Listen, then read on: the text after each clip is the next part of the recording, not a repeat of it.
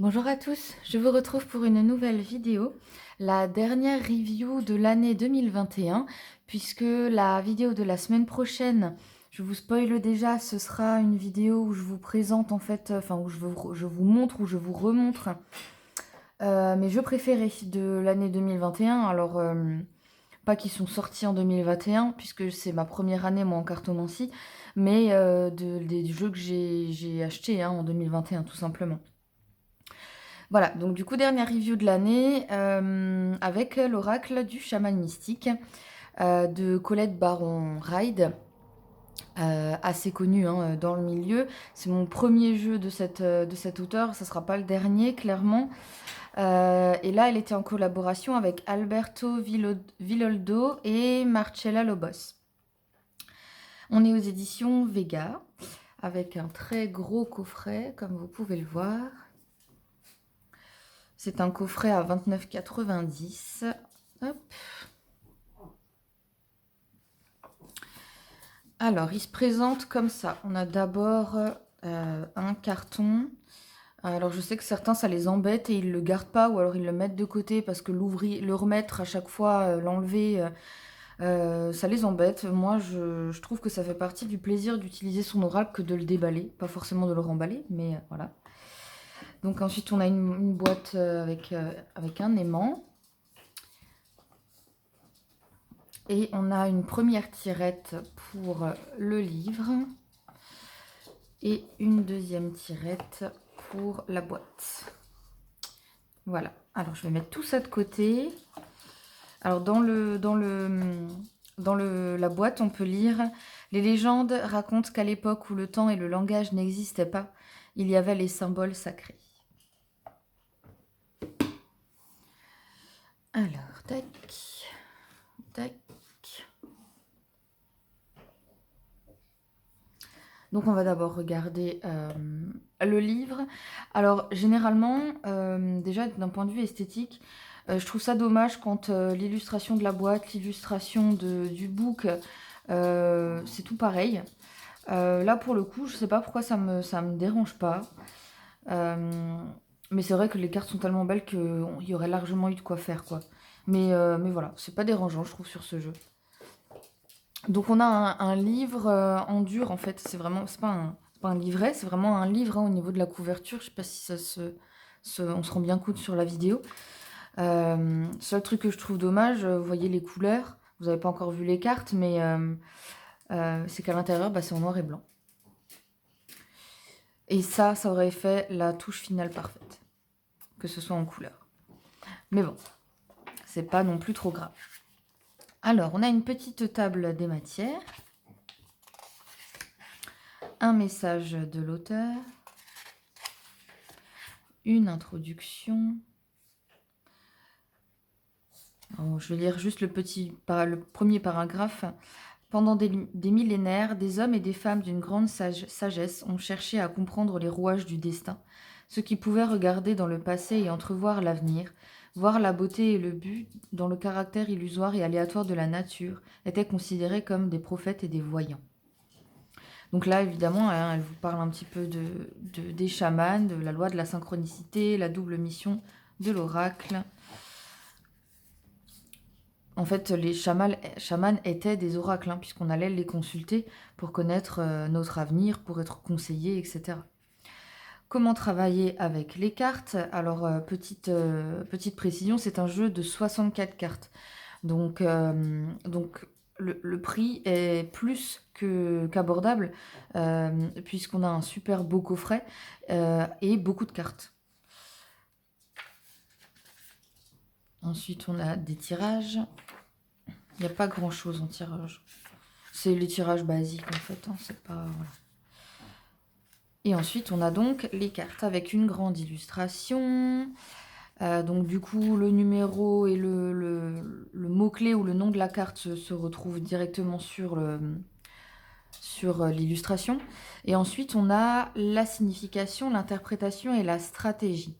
Alors en fait, c'est écrit au début du bouquin, ça va se lire comme ça.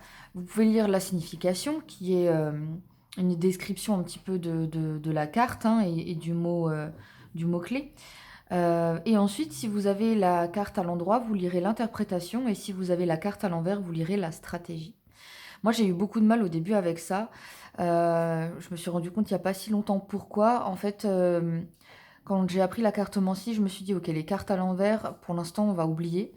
Et maintenant que je me sens prête à le faire, finalement, quand j'ai une carte à l'envers et que je veux lire la signification à l'envers, bah, ça colle pas. Voilà, pour moi, peu importe le jeu, hein, je parle pas de celui-là particulièrement. Pour moi, les cartes, je les lis à l'endroit et même si, maintenant c'est le côté «négatif» entre guillemets de la carte qu'il faut lire, je le ressens en fait, selon la situation et selon la question que je suis en train de poser. Sauf pour ce jeu du coup.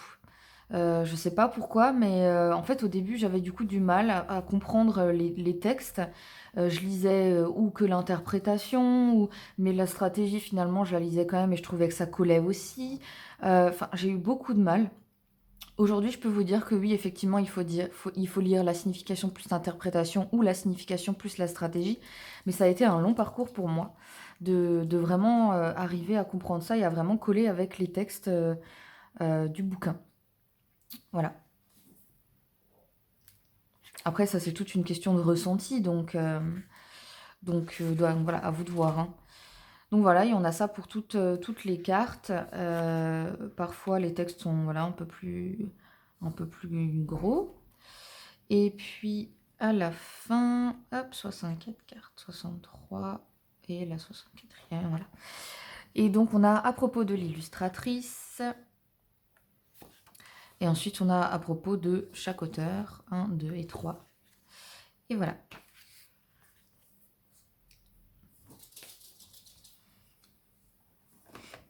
Alors, la boîte de jeu.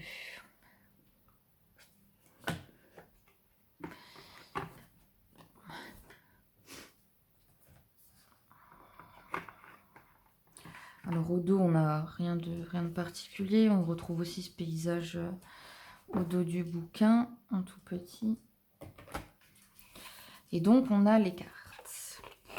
Et alors là, je dois dire qu'il y a un gros point positif, c'est la qualité de la carte.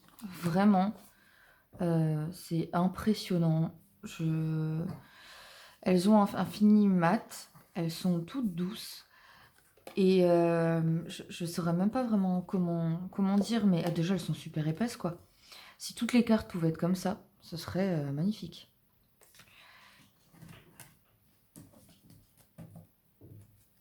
Donc on a un joli dos.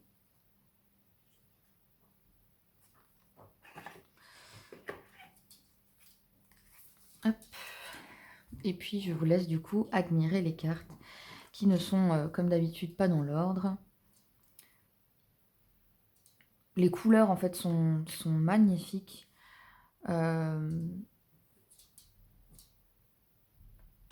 J'adore ce type d'illustration, vraiment. Là, l'artiste a fait un super boulot, quoi. Et Colette Baron-Ride a toujours de bonnes collaborations. Là-dessus, il n'y a pas de souci, quoi. Il n'y a aucun jeu de Colette Baron-Ride où je trouve que l'artiste n'a pas fait un super boulot, en fait.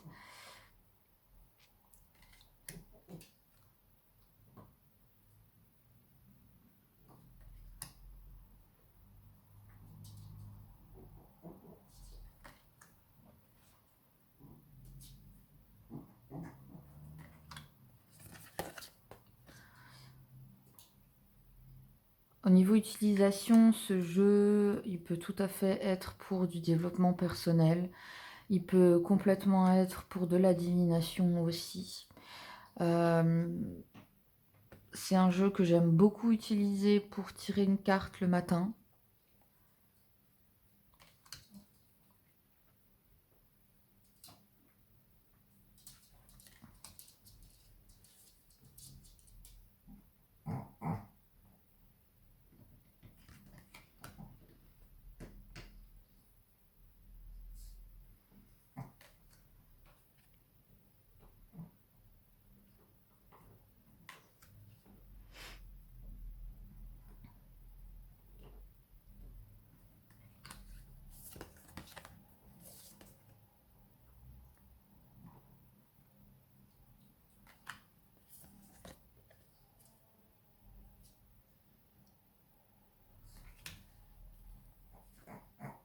Je suis désolée pour l'ombre. C'est l'ombre du téléphone qui est en train de filmer. Parce qu'en fait, si vous me suivez, vous savez déjà que je suis face à des grandes baies vitrées. Mais on est en hiver. Et la clarté, c'est pas génial. Donc j'ai quand même dû mettre la lumière de la pièce, allumer la lumière qui, elle, se trouve un tout petit peu derrière moi et au-dessus, du coup. Donc voilà.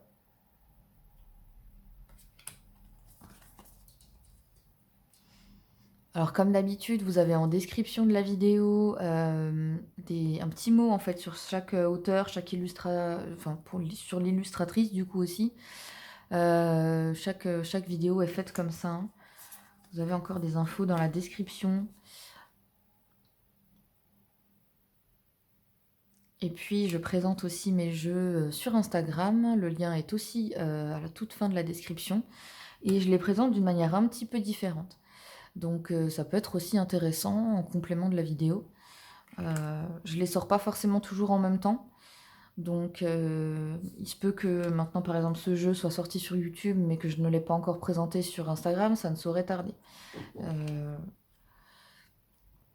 Mais il y en a déjà plein d'autres et puis voilà, il suffit de s'abonner et vous aurez les publications au fur et à mesure.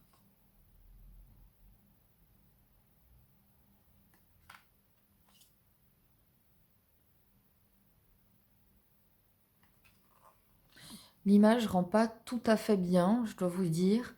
Au niveau des... Enfin, les cartes sont très belles là, ok, mais les couleurs sont presque un peu trop vives. Je rappelle qu'on est sur un fini mat, et donc on est sur quelque chose... Voilà, les jaunes là sont beaucoup trop jaunes en fait, hein. Le reste ça va, mais... ouais, je pense que c'est la lumière qui fait ça.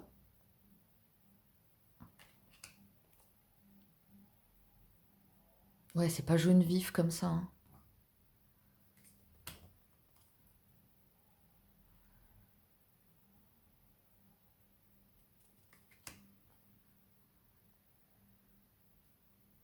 Moi, ça donne quand même un très très bon aperçu.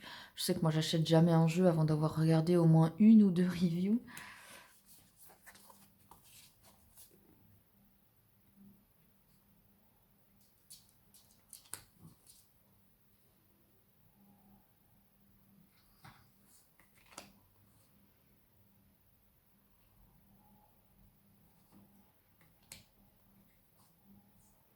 Elles sont vraiment toutes belles, hein.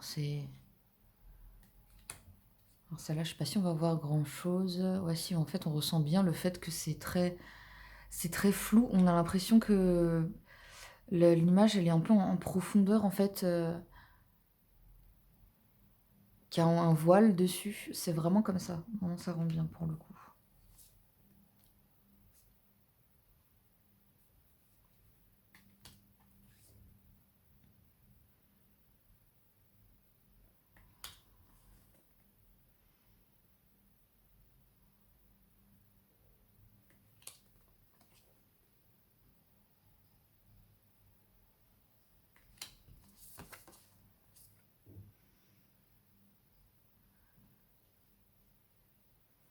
Je suis presque sûre que pour toutes ou presque toutes les cartes, on pourrait,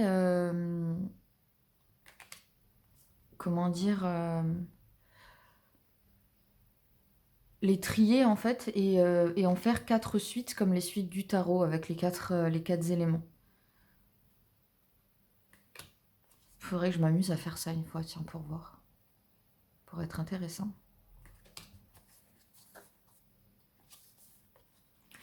Alors, hop.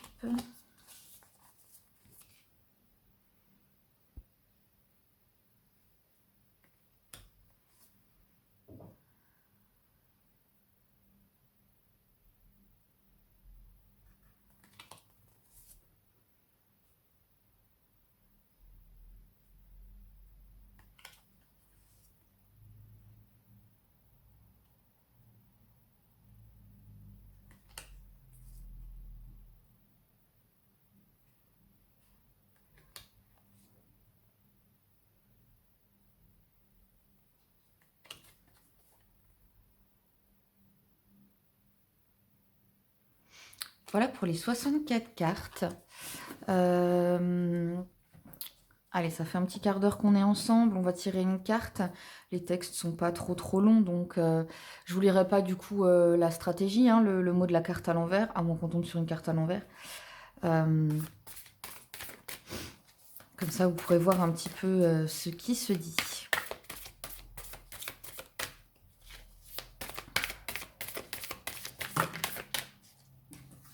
Allez, on va prendre la première, la roue de la médecine. Alors, hop. Donc, c'est la numéro 35. La signification. La roue de la médecine est un cercle sacré sur lequel les 4 points cardinaux sont bien indiqués. Elle représente le cycle de la vie, les cycles de la nature et le modèle circulaire de notre cosmos. Elle a été utilisée pendant des millénaires dans les cultures indigènes pour apporter harmonie et bien-être dans le village. Ces directions symbolisent les 4 étapes que le chaman doit franchir pour devenir une personne de pouvoir et de sagesse. L'interprétation. Pour faire apparaître un ciel bleu clair dans votre vie, il est important que vous vous penchiez sur certains aspects de votre être. Entrez dans la roue de médecine par le sud et réfléchissez à la façon dont vous êtes toujours accroché aux événements du passé. Continuez vers l'ouest et notez les relations qui sont toxiques et qui drainent votre énergie. Faites un pas vers le nord et demandez-vous, est-ce que je sais ce qui me passionne et est-ce que je le montre ? Finissez par l'est en visualisant la façon dont vous voulez vivre le prochain chapitre de votre vie. C'est à vous de décider le temps que vous désirez passer dans chaque direction, des minutes, des jours ou des mois. Mais lorsque vous avez terminé, assurez-vous de sortir de la roue et de contempler votre parcours. Donc on est toujours sur quelque chose d'assez... déjà c'est toujours des textes quand même hyper positifs, même dans la stratégie qui est la carte à l'envers. On vous accable pas, c'est toujours sous l'ordre du conseil en fait. Hein. Donc voilà, je trouve ça super sympa. Et bien voilà pour cette dernière review de l'année. Et puisqu'on approche de Noël, je me permets de vous demander une petite faveur. C'est de mettre un pouce bleu sous cette vidéo, et puis sous les autres aussi, si vous avez l'intention d'en regarder d'autres. Et pourquoi pas de vous abonner à cette chaîne, j'aimerais beaucoup pouvoir la faire évoluer. Et ce serait du coup un joli cadeau de Noël pour moi. Voilà, je vous dis à très bientôt.